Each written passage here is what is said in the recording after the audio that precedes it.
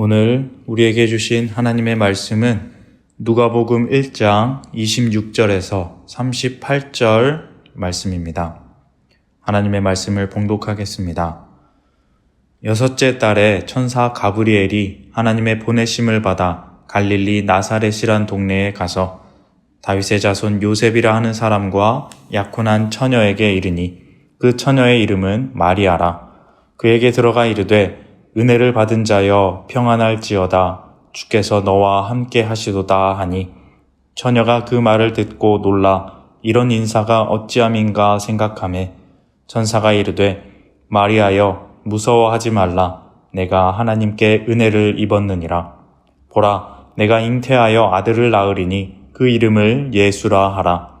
그가 큰 자가 되고 지극히 높으신 이의 아들이라 일컬어질 것이요 주 하나님께서 그 조상 다윗의 왕위를 그에게 주시리니 영원히 야곱의 집을 왕으로 다스리실 것이며 그 나라가 무궁하리라. 마리아가 천사에게 말하되 나는 남자를 알지 못하니 어찌 이 일이 있으리이까. 천사가 대답하여 이르되 성령이 내게 임하시고 지극히 높으신 이의 능력이 너를 덮으시리니 이러므로 나실 바 거룩한 이는 하나님의 아들이라 일컬어지리라. 보라 내 친족 엘리사벳도 늙어서 아들을 배었느니라.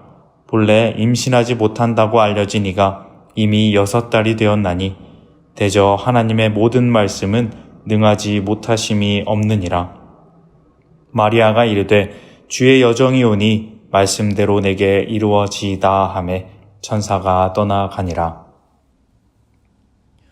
평범한 일상을 보내고 있던 한 처녀에게 갑자기 한 천사가 찾아왔습니다. 그리고는 그의 평범한 인생은 한순간에 특별해졌습니다. 그야말로 인생이 변하게 되는 놀라운 하룻밤이었습니다. 은혜가 한 여인의 인생에 내려온 것입니다. 30절의 말씀입니다. 천사가 이르되 마리아여 무서워하지 말라. 내가 하나님께 은혜를 입었느니라. 무서워하고 두려워하는 마리아에게 천사는 하나님의 은혜를 입었다고 말합니다. 28절에도 동일하게 말합니다. 그에게 들어가 이르되 은혜를 받은 자여 평안할지어다. 주께서 너와 함께 하시도다 하니 마리아는 그렇게 하나님의 은혜를 받은 자입니다. 그런데 한번 생각해 봅니다. 갑자기 이렇게 천사의 말을 들은 마리아, 인생이 갑자기 자신의 뜻과 다르게 변하게 된 마리아에게 이것이 과연 은혜가 될 수 있을까 하고 말입니다. 물론 우리가 생각하는 것보다 마리아는 더 성숙하고 모든 것을 받아들일 수 있는 사람이라서 그것이 감사와 은혜로 다가올 수도 있었겠지만 아무리 그렇다고 하더라도 객관적으로 봤을 때 이제 마리아에게 남은 것은 사람들의 의심 어린 시선과 오해, 그리고 무거운 중책을 맡은 부담감이었을 것입니다. 어쩌면 왜 하필 나인가 라는 생각이 들었을지도 모르겠습니다. 한 남자와 약혼을 한 사이입니다. 요즘처럼 연애라든지 연인 간의 사랑의 감정을 느끼고 있지는 않았을지 몰라도 나름 기대하며 단란하고 행복한 가정을 꾸미고 사랑하고 또 후손들을 낳고 키워나갈 생각들을 하고 있었을 것입니다. 사실 가장 행복한 것은 평범한 일상입니다. 문제없고 사고 없고 그저 사랑하는 사람들과 행복하게 살아가는 것. 특히나 마리아처럼 그렇게 순종적이고 남들에게 인정받을 만큼 현숙한 처녀로서는 더욱 그러했을 것입니다. 그런데 이 천사와의 한 만남으로 인하여서 그 모든 평범한 꿈들이 사라져 버린 것입니다. 그의 사촌 엘리사벳이라는 사람이 있었습니다. 나이가 많이 들 때까지 아이가 없어서 아쉬워하고 지내고 있었는데 갑자기 천사가 그의 남편 사가랴에게 나타나서 아들을 낳을 것이라 합니다. 그렇게 임신한 엘리사벳, 늙어서 아이를 가졌다 해도 이상할 것 없지만 그것이 부끄러웠습니다. 사람들이 어찌 볼까 두려워서 그래서 잉태하고도 5달을 숨어 지냅니다. 남편이 있는 사람도 그러한데 하물며 처녀인 마리아는 그 마음이 어떠했을까요? 그런데 천사는 그 마음을 아는지 모르는지 더 엄청난 말들을 쏟아냅니다. 31절부터 33절 말씀입니다. 보라, 내가 잉태하여 아들을 낳으리니 그 이름을 예수라 하라. 그가 큰 자가 되고 지극히 높으신 이의 아들이라 일컬어질 것이요 주 하나님께서 그 조상 다윗의 왕위를 그에게 주시리니 영원히 야곱의 집을 왕으로 다스리실 것이며 그 나라가 무궁하리라. 예수라는 이름의 구원자, 지극히 높으신 이의 아들, 왕으로 다스림, 무궁한 나라 등 이런 놀라운 이야기들을 한낱 작고 평범한 삶을 꿈꾸던 여인의 앞에서 격양된 목소리로 힘있게 전해주고 있는 것입니다. 이런 대단한 이야기를 들어도 사실 마리아의 심정은 두려움과 마음의 흔들림이 멈추지 않는 것 같습니다. 34절 말씀입니다. 마리아가 천사에게 말하되 나는 남자를 알지 못하니 어찌 이 일이 있으리이까. 모든 두려움과 걱정에 대한 이야기를 함축된 말로 이야기합니다. 이 말에는 참 많은 뜻이 담겨 있습니다.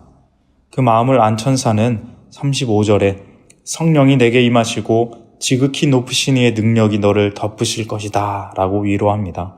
그리고 36절에는 내 친족 엘리사벳도 늙어서 아이를 뵌 것처럼 불가능한 것을 가능케 하시는 하나님이 그렇게 하실 것이다 라고 말합니다.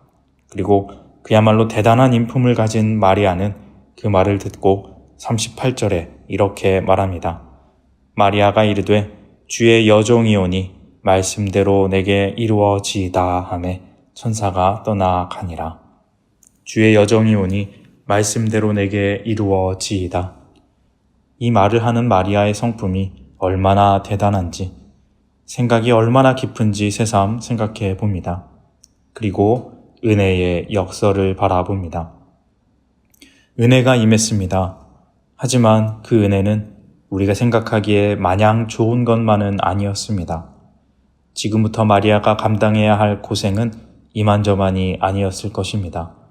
사람들의 의심과 경멸의 눈초리를 죽고 싶을 듯이 느껴야 했을 것이고, 나중에 태어난 아들 예수는 어렸을 때부터 부모의 통제를 벗어나 전혀 평범하지 않은 놀라운 삶을 살게 됩니다.